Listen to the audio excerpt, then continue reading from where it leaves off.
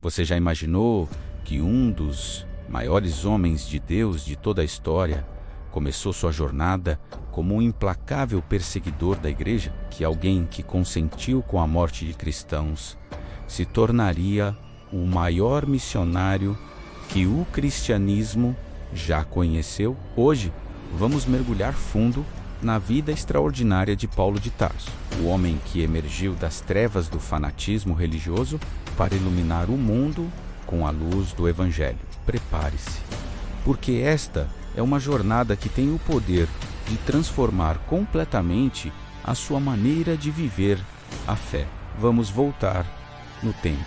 Antes de ser o apóstolo Paulo, ele era conhecido como Saulo de Tarso, nascido em uma cidade influente. Tarso da Cilícia, ele possuía um privilégio raro, a cidadania romana. Além disso, era um judeu devoto da tribo de Benjamim e um fariseu rigoroso.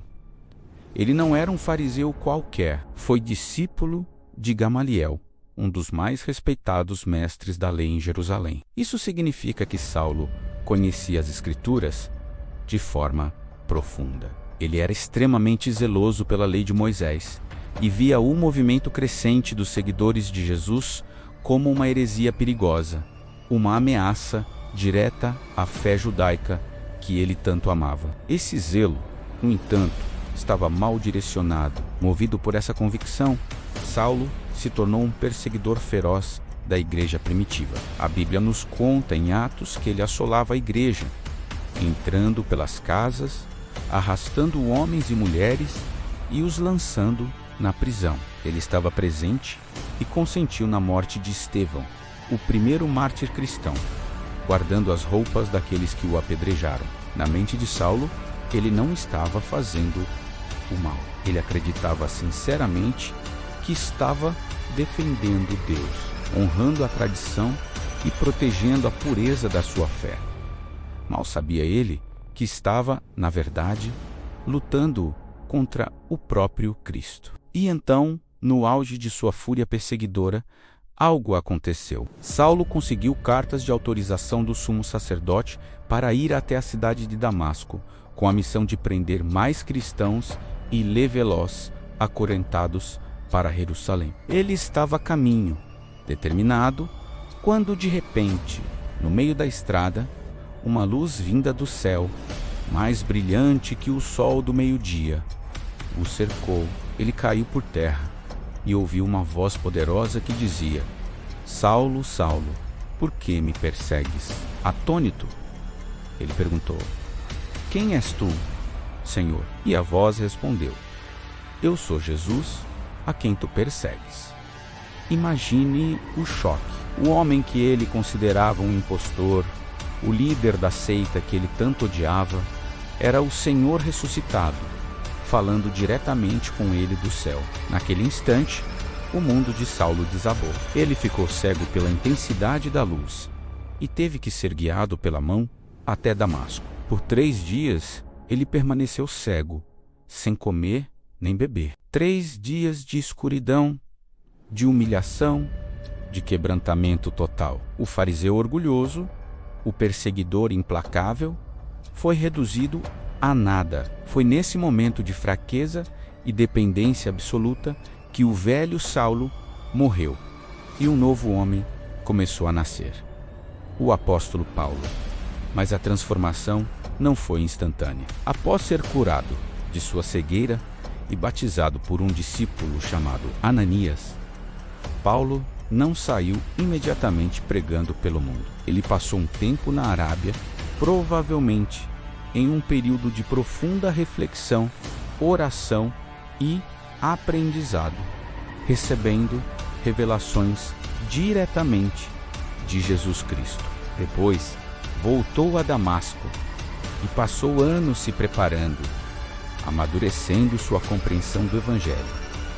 Foi um processo. A conversão foi um evento, mas a transformação foi um processo que durou a vida inteira. E então, o chamado missionário se tornou claro. Guiado pelo Espírito Santo, Paulo, junto com Barnabé, iniciou suas famosas viagens missionárias. Ele não ficou confinado em Jerusalém ou na Judeia. Paulo entendeu que o Evangelho de Cristo não era para um único povo ou uma única cultura. Era uma mensagem universal para judeus e gentios, para gregos e romanos, para escravos e livres. Ele atravessou fronteiras, navegou mares perigosos e caminhou por estradas poeirentas para levar as boas novas. Ele pregou com ousadia nas sinagogas, nas praças públicas e de casa em casa. Ele fundou igrejas em cidades estratégicas do Império Romano, como Corinto, uma cidade conhecida por sua imoralidade, Éfeso, um centro de idolatria pagã, e Filipos, a primeira igreja estabelecida na Europa. E ele não apenas fundava as igrejas e ia embora. Ele se importava profundamente com elas. Ele as visitava, orava por elas e escrevia cartas para instruir, corrigir e encorajar os novos cristãos. Essas cartas, que hoje conhecemos como Romanos, Coríntios, Gálatas, Efésios, Filipenses e tantas outras, compõem a maior parte do Novo Testamento e são o fundamento da teologia cristã. Paulo entendia que o Evangelho não é para ficar parado, é para avançar. Mas essa jornada não foi nada fácil. Seguir o chamado de Deus custou a Paulo tudo. Se você acha que a vida cristã é um mar de rosas, a história de Paulo prova o contrário. Ele mesmo lista em uma de suas cartas um resumo de seus sofrimentos. Foi preso inúmeras vezes, açoitado, 5 vezes pelos judeus, com 39 chibatadas, açoitado 3 vezes com varas, apedrejado. Uma vez naufragou 3 vezes. Passou um dia e uma noite. No mar aberto, ele enfrentou perigos de rios, de ladrões, de seus próprios compatriotas e dos gentios. Enfrentou perigos na cidade, no deserto e no mar. Passou por trabalho e fadiga, por muitas noites sem dormir, por fome e sede, por frio e nudez. Apesar de tudo isso, ele nunca desistiu. Sua perseverança era inacreditável. O que o mantinha de pé? Sua profunda convicção no poder do Evangelho e no seu Senhor ressuscitado. Ele escreveu: sei em quem tenho crido e estou certo de que Ele é poderoso para guardar o meu depósito até aquele dia. Perto do fim de sua vida, mesmo enfrentando a morte, ele pôde declarar com confiança: combati o bom combate, terminei a carreira, guardei a fé. Agora me está reservada a coroa da justiça, que o Senhor, justo juiz, me dará naquele dia. O sofrimento não o parou, apenas refinou sua fé e ampliou sua mensagem. Vamos falar sobre seus últimos dias. A prisão não conseguiu silenciar Paulo, pelo contrário, foi na prisão que ele escreveu algumas de suas cartas mais profundas e encorajadoras, as chamadas epístolas da prisão, como Efésios, Filipenses, Colossenses e Filemão. Ele via a prisão não como um obstáculo, mas como uma plataforma para o avanço do Evangelho.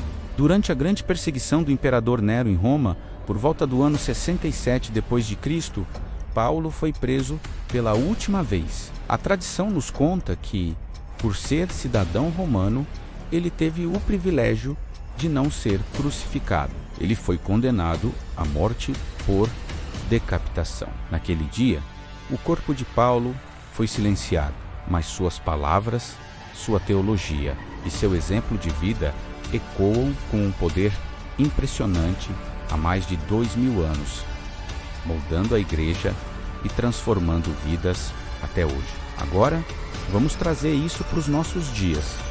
O que a vida de Paulo tem a nos dizer hoje? Vivemos em uma geração marcada pela ansiedade, pela instabilidade emocional, pela superficialidade dos relacionamentos e por uma distração espiritual constante. Estamos imersos em uma cultura que valoriza o conforto acima de tudo. A vida de Paulo é um contraste gritante com tudo isso. Ele nos ensina lições poderosas e atemporais Primeiro, que a nossa fé não pode depender das circunstâncias, seja na liberdade ou na prisão, na abundância ou na fome, a alegria dele estava em Cristo.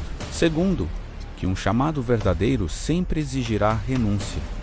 Seguir a Cristo tem um custo. Terceiro, que a convicção baseada na verdade da palavra é muito mais forte do que a opinião popular. E quarto, talvez o mais importante, o sofrimento não anula o propósito de Deus para a nossa vida. Muitas vezes é através dele que o propósito se cumpre. Se Paulo vivesse hoje com sua pregação firme e sem rodeios sobre pecado, arrependimento e a exclusividade de Cristo, ele provavelmente seria cancelado, seria o criticado, atacado nas redes sociais, rotulado de intolerante, radical, fundamentalista. Mas você acha que isso o faria parar? Com certeza não. Ele continuaria pregando a verdade com amor e ousadia, não importando o custo. E isso nos leva a uma pergunta desconfortável que precisamos nos fazer. Estamos vivendo uma fé confortável que se adapta à cultura e evita qualquer tipo de conflito? Ou estamos vivendo uma fé transformadora que nos desafia, nos molda, impacta o mundo ao nosso redor, assim como a de Paulo? Então, como podemos nos assemelhar a Paulo hoje em nosso próprio contexto? Não se trata de imitar seus sofrimentos, mas de imitar sua paixão e seu caráter. Primeiro, precisamos buscar uma transformação genuína, de dentro para fora, e não apenas uma aparência de religiosidade. A conversão de Paulo foi radical. Ele deixou tudo para trás.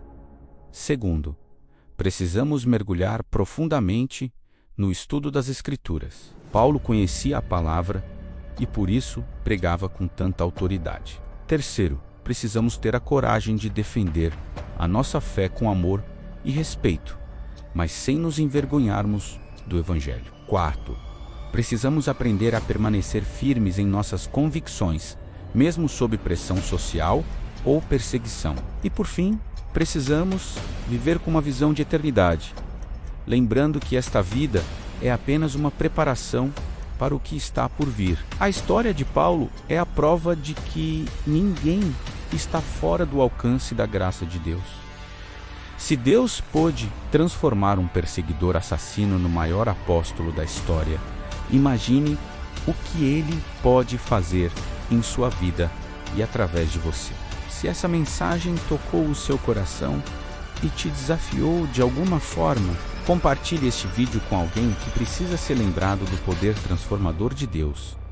E deixe aqui nos comentários: eu quero viver como Paulo. Vamos juntos buscar essa fé que transforma o mundo. Obrigado por assistir e até a próxima.